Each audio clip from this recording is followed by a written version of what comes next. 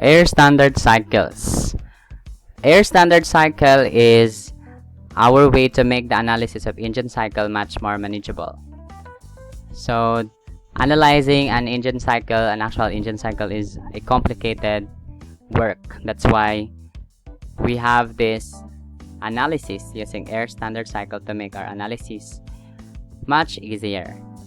So under this analysis, we treat the working fluid purely as air, an ideal gas. So we can also use other ideal gas, but majority of our discussions here will be using air as our ideal gas. So the real open cycle is changed into the closed cycle. Combustion processes is replaced by heat transfer process. The actual exhaust process, is replaced with heat rejection process, and all processes are reversible. So these are some of the properties that you need to familiar yourselves with are the gas constant, Cp, specific heat at constant pressure, Cv, specific heat at constant volume, K, the ratio of Cp to Cv. That's why we have 1.4. So these are the ideal cycles: Otto cycle, diesel cycle, dual cycle, and then Atkinson cycle. First, we have Otto cycle. Otto cycle shortcut is SV, because there are two isentropic process and there are two constant volume process. Isentropic, constant entropy process. As you can see in the diagram here, so process 1, we start with point 1, and then there is compression of ideal gas. So the arrow here indicates that there is compression because from a higher volume, the volume now becomes lower. So take note that this part here is our volume. That's why from volume 1 to V2, it is being compressed, and the ratio of that compression is compression ratio R. So at point 2, so after compression, the pressure has increased, and then process 2 to 3, here there is an addition of heat. So this is your Q in. So it is expected that after addition of heat, the temperature will reach its maximum temperature and maximum pressure at point 3. And after that, the ideal gas is now being expanded. Expansion meaning the volume has increased with the same pressure ratio as before. So it will reach its original volume. V1 is equals to V4. And then the closest the cycle, it will go back to point 1.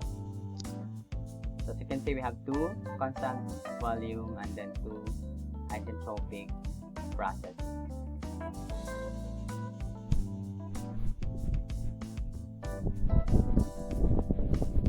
So again, we have compression ratio. Compression ratio is just the ratio of this volume here at this point to the volume at this point.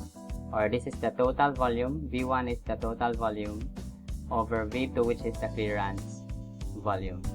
So this part here is our clearance volume. That's why we have Vs plus Vc, that is equals to V1. So this clearance volume plus the swept volume. The swept volume is from V1 to V2. From this point here in the origin to V2, that is your V clearance. That's why we have V clearance is equal to V2. So that's our compression ratio. Thermal efficiency. So thermal efficiency is defined as output over input. So output is network, input is heat supply. Input, our output or network is also equivalent to heat supplied minus heat rejected. So the Q in minus Q out.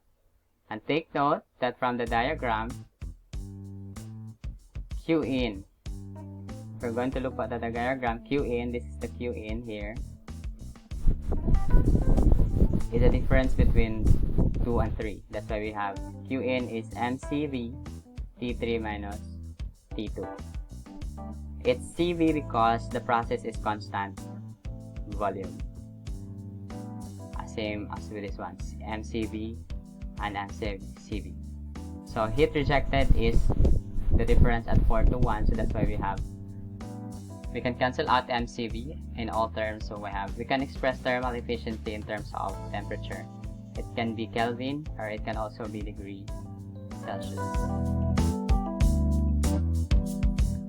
So this is the isentropic process 1 to 2 in order to get the relationship between T2 and T1. So if you're given with T1, you can get T2. Just multiply T1 with the compression ratio to the power of K minus 1. Same also with the isentropic process 3 to 4. So when you have T4 and you have T3, you can get T4 by dividing T3 with Rk minus 1.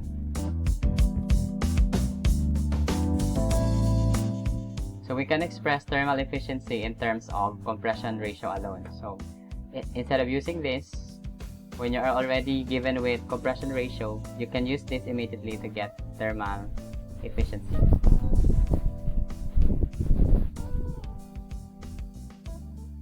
So this is our definition of work. So heat supplied minus heat rejected. So for the constant volume process 2 to 3, since we have the combined gas loss, we have P1 V1 or P2 V2 over T2 is equals to P3. For ideal gas, we can use this P3 V3 over T3. Since this is a constant volume process, we can cancel out V2 and V3. That's why we have this relationship. So meaning, if you have T2 and you wanted to find T3, as long as you have the pressure ratio P3 minus P3 over P2, that's our pressure ratio, another important ratio for Otto cycle, you can get T3.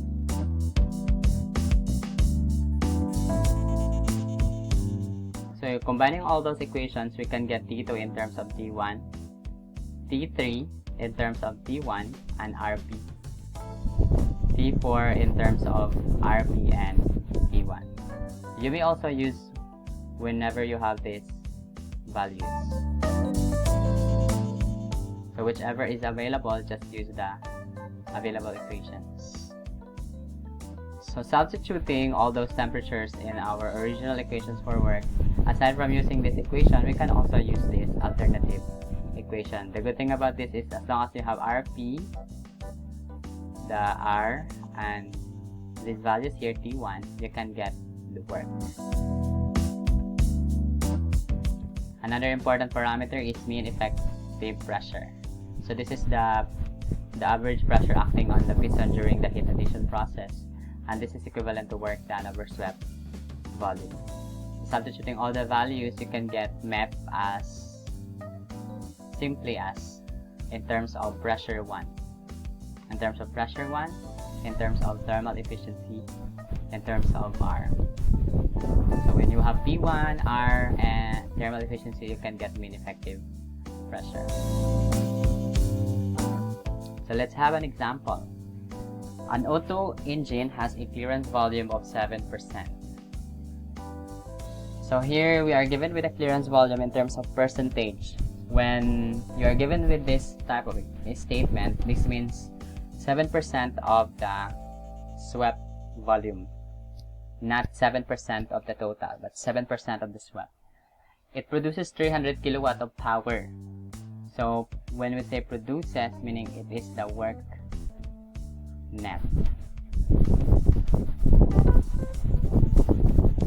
And we wanted to find the heat rejected or Q out.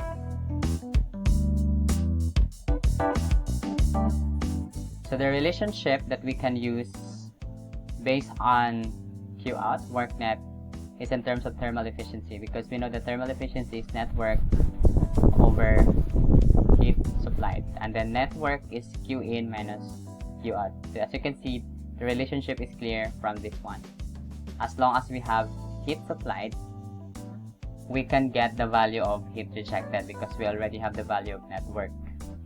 We can get heat supplied when we know the value of thermal efficiency because we already have network. So the first thing we need to get is thermal efficiency. Thermal efficiency can be derived using this relationship when you have the value of R. We use this because we're given with clearance volume, and we know that R can be expressed in terms of swept and clearance volume. And then we knew that clearance volume is a percentage of the swept volume.